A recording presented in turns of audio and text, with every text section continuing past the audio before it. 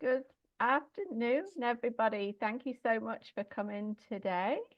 We're all here on the unceded ancestral territory of the Seal Okanagan people, and it is currently occupied. It has been occupied for about 200 years now, and although the Seal people very successfully stewarded the landship for thousands and thousands and thousands of years, in this 200 years, we have made great changes and not for the better. Our worldview is so completely different. We are not connected to the land. We don't see ourselves as borrowing the land for future generations. We see it as ownership. And, there's just so many things that need to change. So with that in mind, that's why I continue to be a climate activist. I'm constantly aware that I need to do my part. My ancestors were, at the forefront of a lot of colonialism, which has led us to where we are today. And with that, I'm going to introduce Jamie, who is going to be speaking on behalf of Better World Club. Take it away, Jamie. Thanks, Tracy. Hi, everyone. It's lovely to be here with you today and see some familiar faces and also new ones too. I'm just going to start by jumping right into my presentation. I have my land acknowledgement there. And so that'll just keep me focused.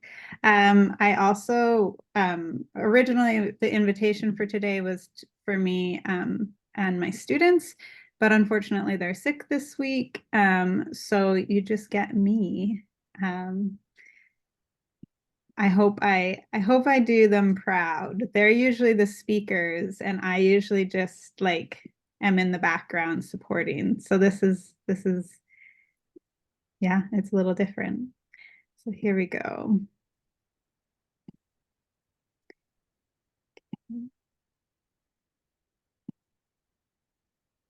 All right. So my name is Jamie Stevens. I'm here on behalf of the Better World Club, but Better World Club is a program for middle school students who want to make the world a better place. So it's a community action, but student-led group. So they make decisions around what our group does, and I'm just there to facilitate it. It's a program under the umbrella of Ponderosa Education Community, which is a non-for-profit education society that I started with my partner last year in the fall after our school was closed, and we wanted to keep doing the work that we were doing at our school. We felt it was really important, and so Ponderosa grew out of that. So it's kind of like a grassroots education response. We're not a school, but we run program and create community around basically at this point, like what our kids community want to do. So part of my land acknowledgement is I wanted to acknowledge a variety of the lands I've lived on and the people who have stewarded the lands forever. So I was born on the lands that's now Treaty 8 in Fort St. John, Peace River Valley. And my life has been my entire life has been influenced by industry. So I was born in Fort St. John because my dad moved up to Fort St. John with my family to work on the Site C Dam. And these two photos here are actually in areas that will be flooded by the Site C Dam. And so these photos mean a lot to me, not just because of how much that land influenced my childhood. I have so many memories of picking berries there and going hunting. You can see me daintily holding that duck, but also because I lost my thought already. Because one of the things that really, like, my pet peeves is how often when I talk on environmental issues, I'm dismissed as an environmentalist, as if as people who haven't been part of like the industry, um, don't also hold these views. So I was born in the North. It's an extremely resource extraction heavy area. And I also have an extreme depth of appreciation for the men and women who work in those industries and are just as exploited as the land in terms of how they are treated by a lot of the corporations who run these projects. And then I moved to Wet'suwet'en territory as a child and lived under these beautiful mountains. This is Mount Bastion overlooking the Shuswap Lake. And it was here that I really started to understand how truly healing the land was. So I'm so grateful to the Wet'suwet'en people for taking care of that land as well. And then now I'm an uninvited guest on the Syilx Okanagan territory. As Tracy already mentioned, this land continues to be occupied, and I feel that my role here as an uninvited guest is to do all that I can to address the harms and the ongoing harms of colonialism. So these were actually photos I just took this week of the Arrowleaf Balsam root on Knox Mountain, and Knox Mountain is very much a healing place for me. So I'm so grateful for it. But I'm here to talk to you a little bit about the work that my students have done for rewilding, and then also move into what we as a community can do beyond what these middle schoolers are leading the charge on in my world. So the Better World Club was started as just a group of kids in my class. I was teaching them humanities, and we were talking about climate change. And then they looked at me after we were like doing reading on nonfiction about COP, and they're like, okay, so what are we going to do? Like, there's no, when you teach middle school, it's so authentic and very honest. And so that clear thing is, if you know what's going on with climate change, you're going to do something about it, right? So we decided that they wanted to start a club, and I would be their teacher mentor. So the Better World Club was formed 2.5 years ago. And they decided to not just address not just address the climate crisis, but also the biodiversity crisis. So these are some of the facts that they had to start interacting with. This is from the UN Biodiversity Report. The planet is experiencing its largest loss of life since the dinosaurs. Also, Okanagan region, we found out through their work, is one of the most endangered ecosystems in all of Canada. It has an incredibly high rate of rare and endangered species, and is this beautiful, rare area where we have grasslands interacting with marshes, interacting with ponderosa pine ecosystems, and we have salmon that run up through the rivers, that run through deserts. And we should be so proud and so honored to live in this really rare and beautiful place. So what my students did was they created a project and competed in the competed in the Sustainable Development Challenge with a project called Project Miniforest. This was in the winter of last year. They had a 3-part solution for the local biodiversity crisis. They wanted to raise public awareness about native species, do fundraising, and also planting events. And they actually won. So they won, they were grade 6 and 8 students, and they won against grade 12 students. It's weird that it's a competition, honestly. I don't think saving the world should be a competition, but that's how the challenge was set up.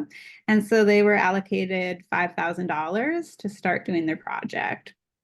And so, yeah, we got to work. They also I didn't put this in there, but there's a video on their website, so you can go check out their whole story. They made the video. It's 5 minutes long, and you can see all the details, but they also were invited to city council, presented there, and then they were given a matching grant by city council.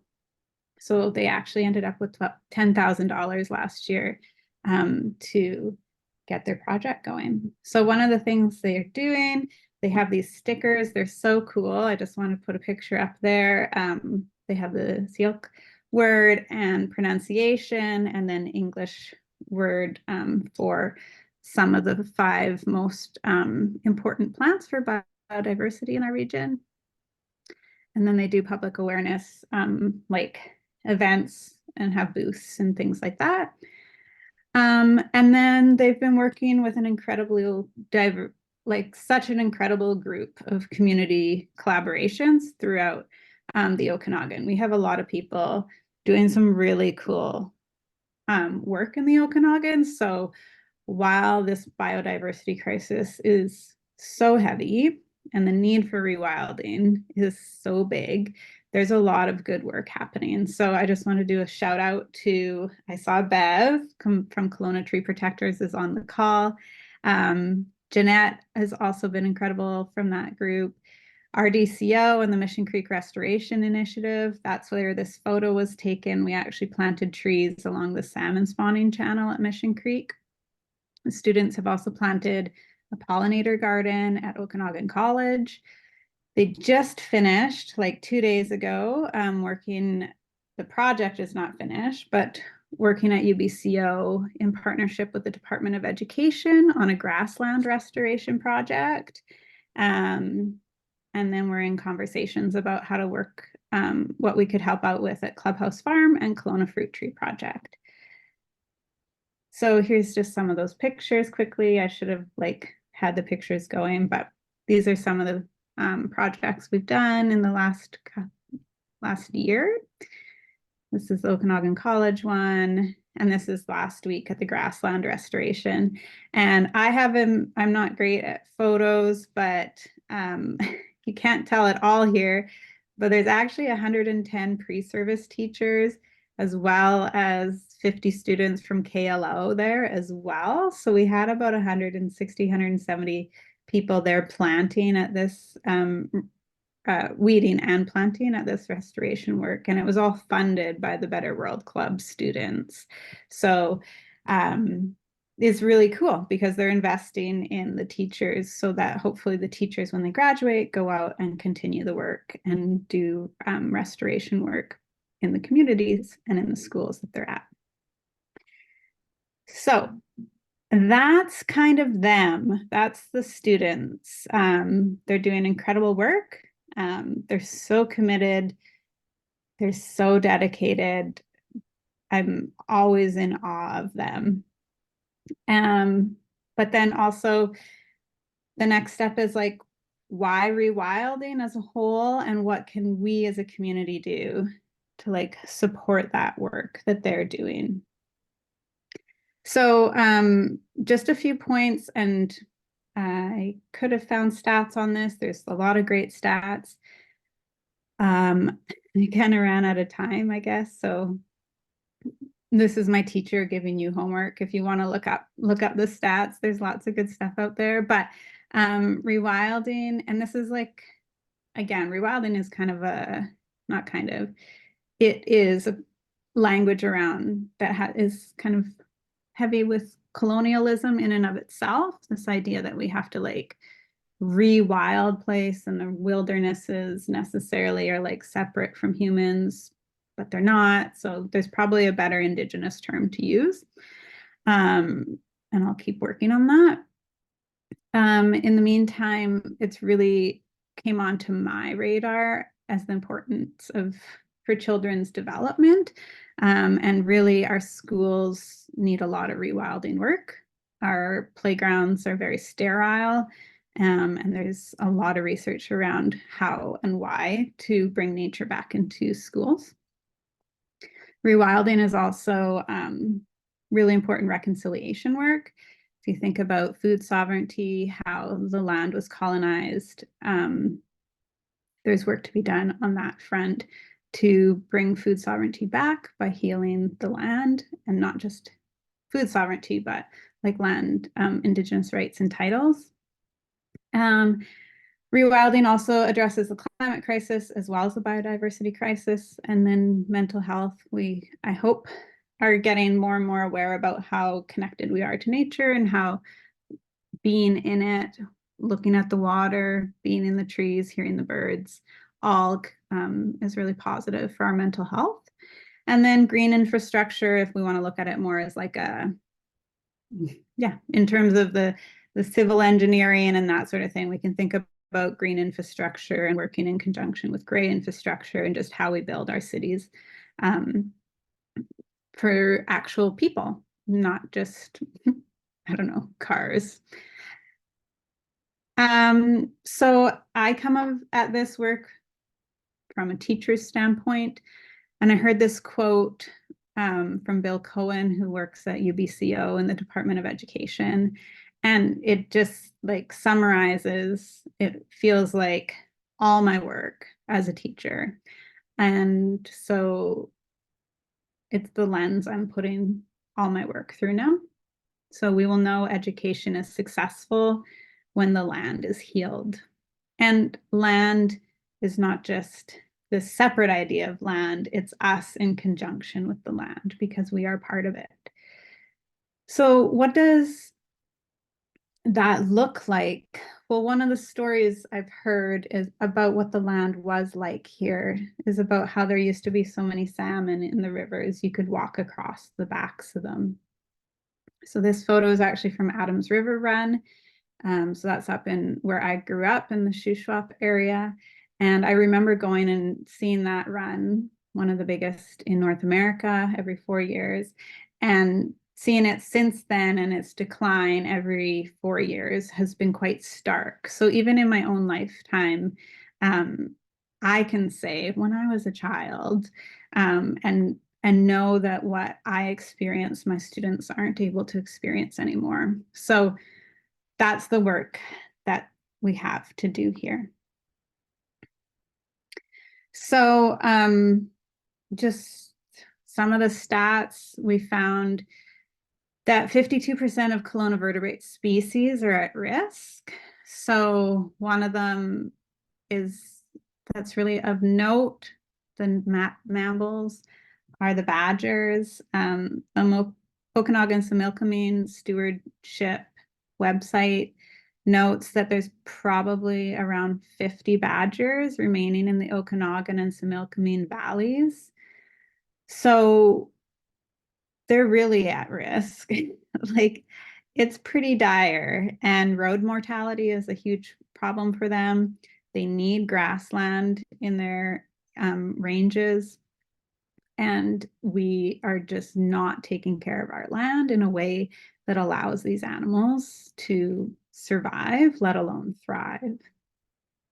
And one of those ways we can really see the problems that's happening is this Seen Red data set that was put together by an organization called Conservation North. I really encourage you, if you want to look at it, they have all the province of BC on it, and you can see the impacts of industry on their maps. So if you look on the right-hand side, that's Kelowna kind of zoomed out. Everything that's red is where industry or human interference has altered the landscape. So everything in light green is kind of like lower producing forest, and dark green is higher productive forest and primary forest. So if you look at that, you can see why our ecosystem, which was already rare, is incredibly endangered. It's really hard to look at, actually. And just to Tracy's point, it's only been in the last 200 years that this has been so extensively done. On the left, I've zoomed in a little bit, and I don't know if you can see, but the kind of greenish corner in the bottom of that photo on the right is where Mission Creek goes.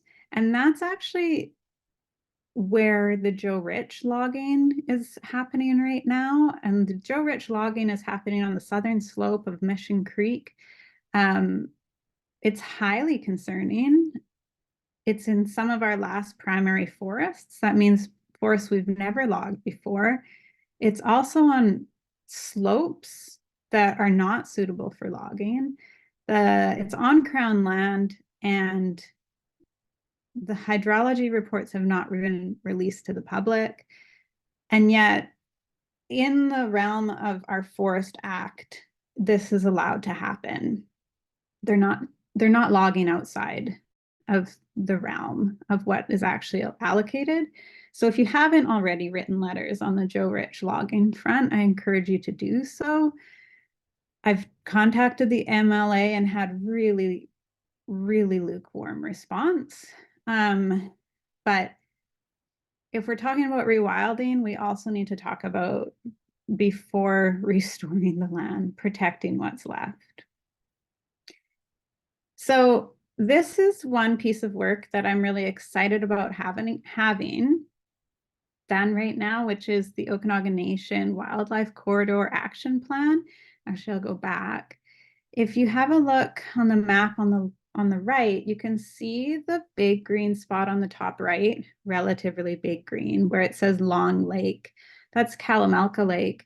And they're actually trying to connect that land in a wildlife corridor all the way down to Okanagan Mountain, which is where the big green in the bottom left kind of juts out. So the plan is Jamie, yeah. sorry, quick question. Are you able to use your cursor to sort of, Oh, can you see my cursor? yeah. Oh my gosh. This is what happens when I don't do Zoom very often. Yeah, totally. So this is Kalamalka Lake right here. And this is the park that they're trying to connect all the way down to Okanagan Mountain. So that's what that corridor is. And just because now I know I can use my cursor, we're all learning new things today. This is the area that they're trying to log, not trying, they're actively logging right now in the Joe Rich area.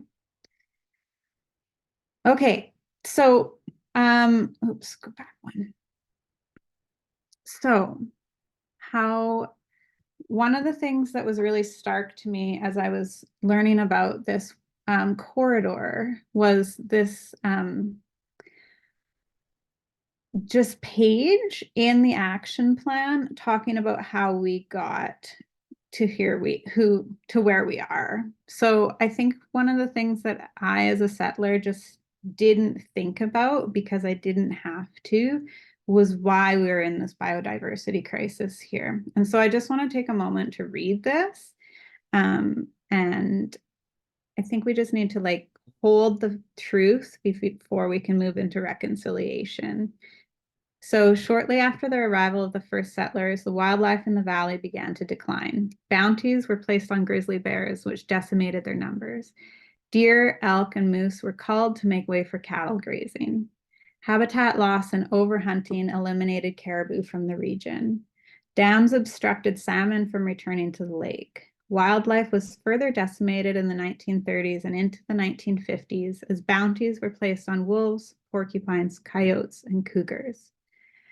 As more settlers arrived, loss of habitat to housing and agricultural development, logging, road building, recreational areas, and the suppression of cultural burning practices also impacted not only wildlife, but the plants for medicines, teas, berries, and root plants.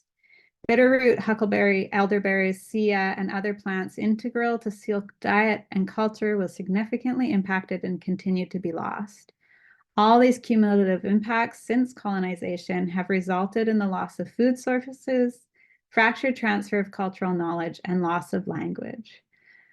As natural areas in the Okanagan region continue to be fragmented, degraded, and lost to agricultural development, resource extraction, and urban sprawl, a coordinated approach is urgently required to address the harmful impacts of the colonial legacy on wildlife and nature.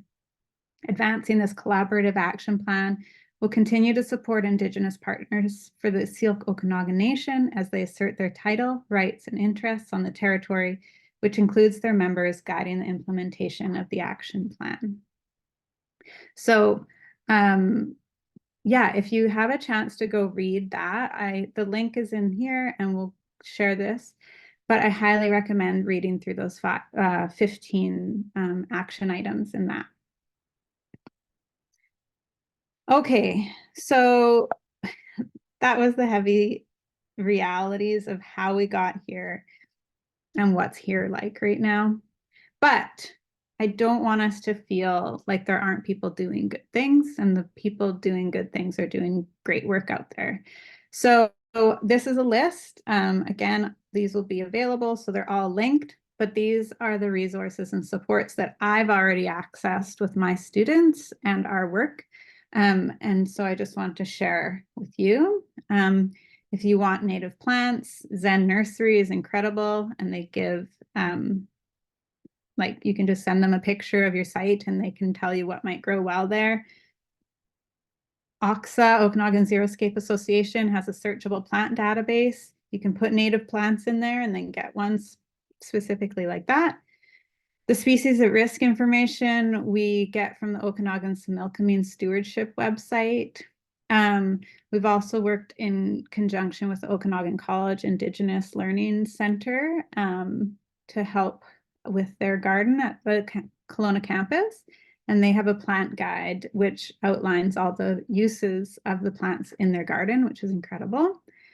Also, Okanagan Master Gardeners are really stoked about rewilding. Rachel there has worked with our students a little bit, as well as a couple other Master Gardeners.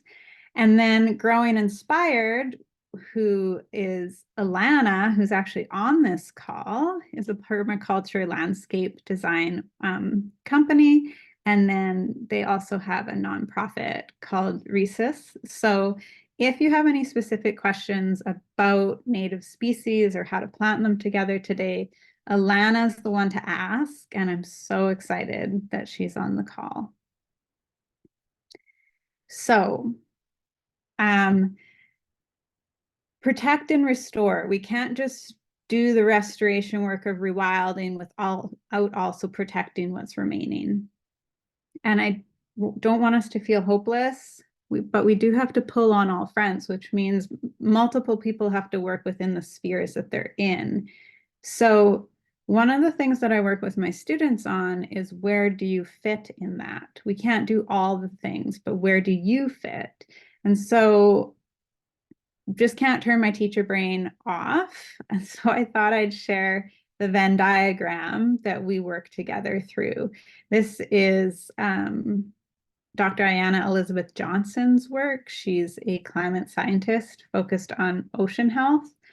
But if you want to do it, all you got to do is work through the 3 circles of what brings you joy, what are your strengths, and what work needs doing. And in the center of that is your action center.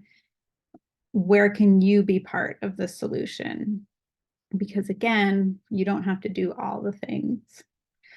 But here are some of the spaces that could be pushed on. So in our communities, we can be working in our gardens, in our yards, in our homes. Our schools, like I said, could be rewilded. Developers could be pushed to plant native species. Our parks could have more emphasis and bigger spaces for rewilded areas, whether they're food forests or whether they're just like medicine plants or pollinator gardens. There's lots of ways to do it. City council could be pushed on bylaws, and even just things like our planters downtown don't have native species in them, which is strange to me. There's also food security organizations that we could be working in collaboration with to grow native species and native foods. And then provincially, big push.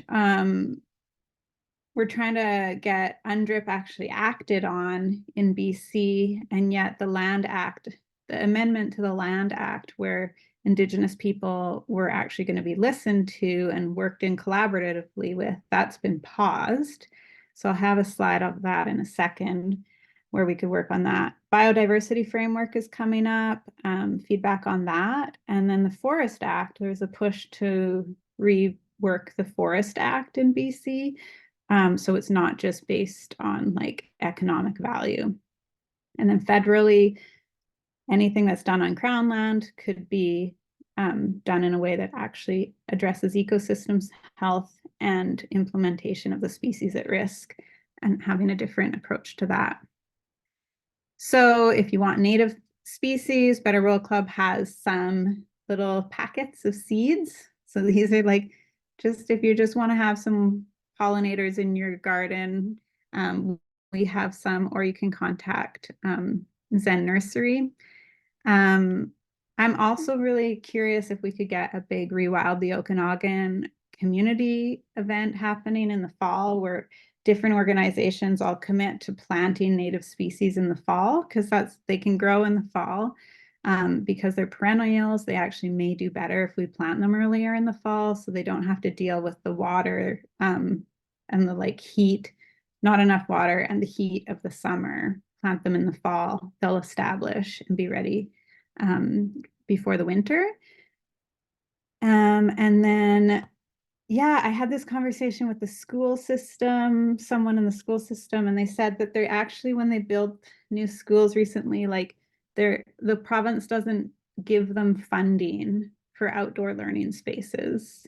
So if you're involved in like PACs or your kids are at schools, like these are things that you could be advocating for around how to have space that actually has nature in it for your kids outside.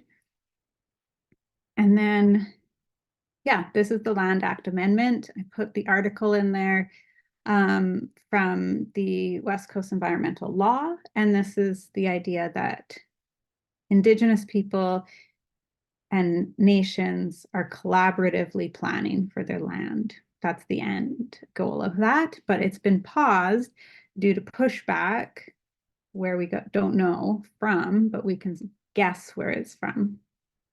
So that's my talk. I just wanted to circle back, land acknowledgement at the beginning, and just at the end, this idea from the Silk language that family means that we share one skin, like that we all share one membrane is how it was explained to me. So what would it be like if we thought about healing the land as part of healing ourselves and building towards a healed world for our children to be? So thank you for listening. It was much longer than 25 minutes. Sorry, Tracy, but I'll turn it back over to you, Tracy. Wow. Thank you, Jamie. That was absolutely incredible, and it was well worth the extra time. Thank you. And I know you are going to share that slide deck with me so I can hand it out to people. Yeah, we need it.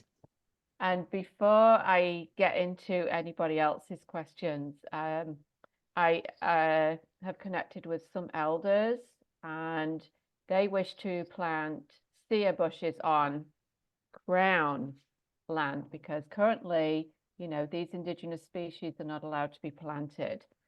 So the idea of the Rewild the Okanagan in the fall, I kind of feel like that might be a great conversation for us to have with those elders and just kind of see whether we can sort of get something going. Questions, comments, let's go for it. Hands up and let's get going. And don't be shy. Laurie, go ahead. Hi, that was amazing, and you're amazing. And I can't believe how much you're doing and getting youth involved. It takes a lot of energy and work and vision and kindness. And I don't see that kind of a energy happening here in Penticton. Jamie, I'm in Penticton.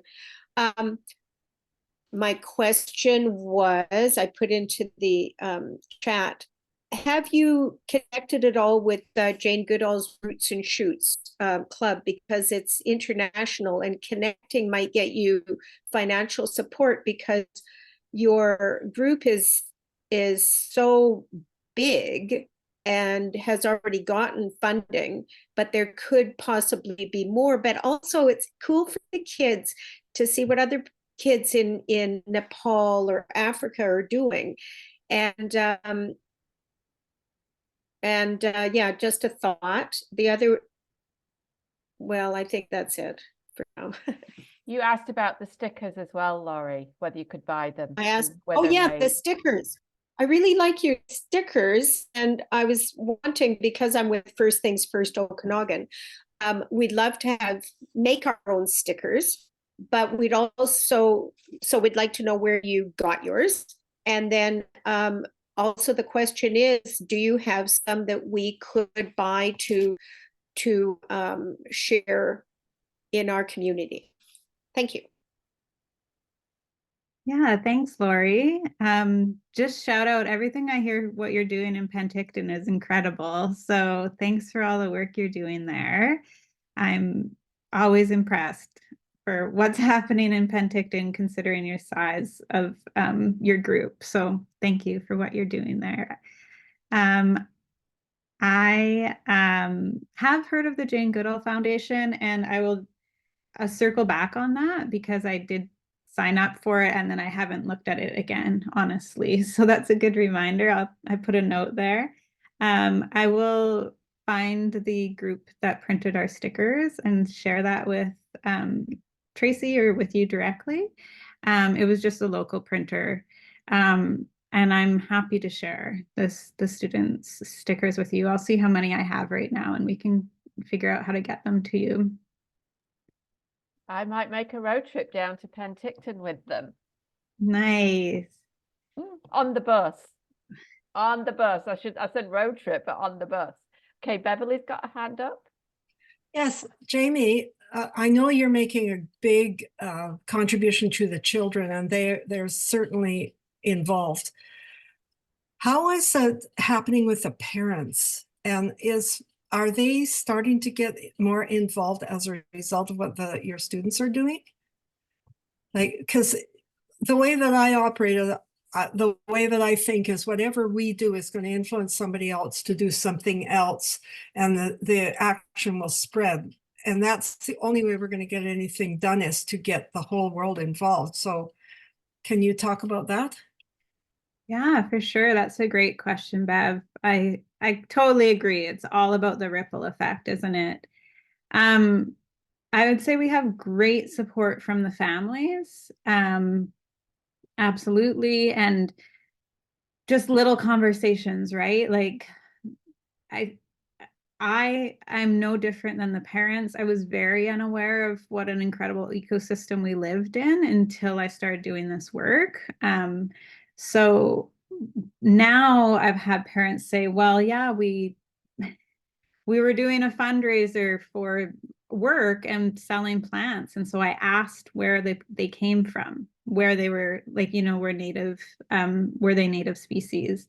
So those sorts of things are definitely starting to register with the families.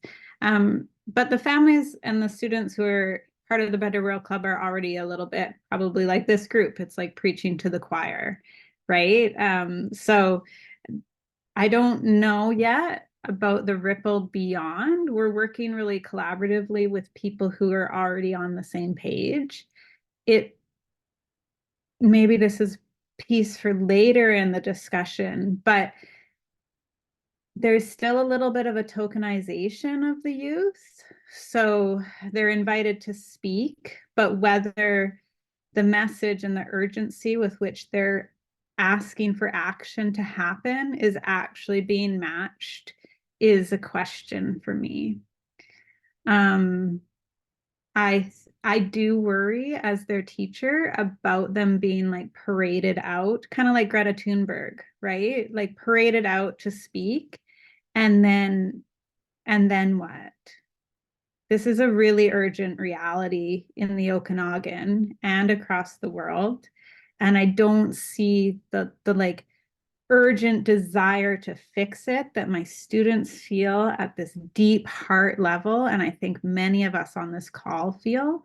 I do not see that matched. And so I'm not sure about our ripple. I'm not sure whether we're doing it because we have no option to not do it, right? But I don't know if I don't know. We'll see in a generation, I guess.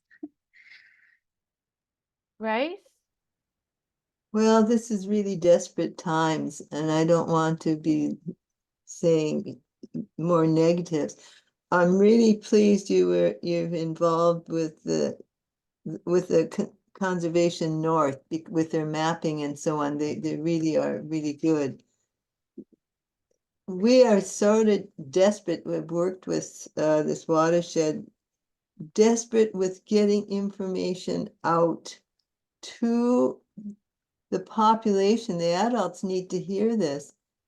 The rules are, we have no control over the forest, and we haven't since 1980 when Campbell gave up our rights to the land and gave it to industry. Unfortunately, what I heard this last weekend with our town hall, the future of our forests, BC has committed far more to the industries than any trees we have. And we cannot stop this because of the way they work the rules. And then you talked about Joe Rich. It's very serious because it's on the South Slopes. We can't stop that. I mean, they had a big thing on Monday, and yes, that's nice that they come to talk to you, but they're saying we're doing everything in our rights. Our issue is, how do we get the information to the adults, because we can't destroy our children on this. How do we get our adults to start understanding we're in desperate need? And I didn't know about the thing you said about the Okanagan in terms of we're the worst in the world, it seems, in terms of losing our species. But our issue is how do we get it out to the public to make demands? They must stop. It almost sounds like people have to go to Victoria and all sit on that island and sink it with all our people there to fight, to say that what you're doing is wrong and stop it now. And the other unfortunate thing, we have all the ministries involved. We have mining way out of control. We have oil and gas way out of control. They're all destroying our water. We're in a really drought situation that is not going to stop. And then we don't want to tell our kids all this because this is not good. And we know that we have a crisis going on with the drug population because so many people have given up. So I'm just wondering, I'm trying to figure out, how do we find to get to our adults to understand we're in a serious situation. The trees do make a difference because they're the ones that really are able to save the water and bring in rain. And so one area that really needs to be curtailed quickly is the forest industry and repair. So anyway, that's enough of my complaining, but I just don't know where we go from here, and we have to protect our children. This is really heavy stuff. Thank you. Thanks, Grace. Sorry. Don't be sorry. Like, no apologies ever. We know who needs to apologize and stop, and it's not us. So I don't know if anyone has any thoughts on how we can just kind of get the word out there more. Go for it, Laurie. Although meetings with ministers take a while, and there's a lot of spin, when you're in a meeting with a provincial minister, it's still worthwhile to set those up and have those what we call oh, that word is gone, motivational interviewing. And there is CCL, which does training on how to do motivational interviewing, where people take turns and they make a short statement and then they ask the minister a question. And sometimes the question can be really pointed and put them on the spot. What it does, especially coming from our area of the province, what it does is it is something that they can't really walk back. You've met with them. And the conversations may be private, but you can quote certain things. As I said the other day, I was with Minister Heyman in Coston. And I said, you know, Fortis is lying to us about RNG. He said, oh, yes, it's a lie. And I said, well, tell them to stop. And he just sort of said, well, you know, it's complex. The thing is that the more they hear from us, especially kids, the more impact I think it has, because we see them in these run-throughs where they run through the province because they're trying to have a give us their spin for the next election. So we have to stand up and say, we're at risk. What are you doing? And call them, put their feet to the fire, especially in public, especially with kids.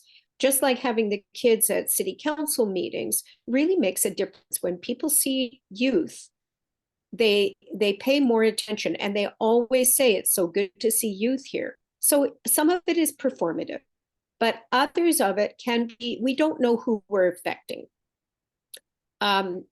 Just this week, Penticton City Council agreed to contact the BC government and the federal government to support the Youth Climate Corps initiative, where the federal government would be putting $1 billion a year into training and jobs for youth in regenerative agriculture and whatever. And that was because one of our councillors, although he's, you know, an ally, he came to that watch party that we had here with communities across the country for the Youth Climate Corps.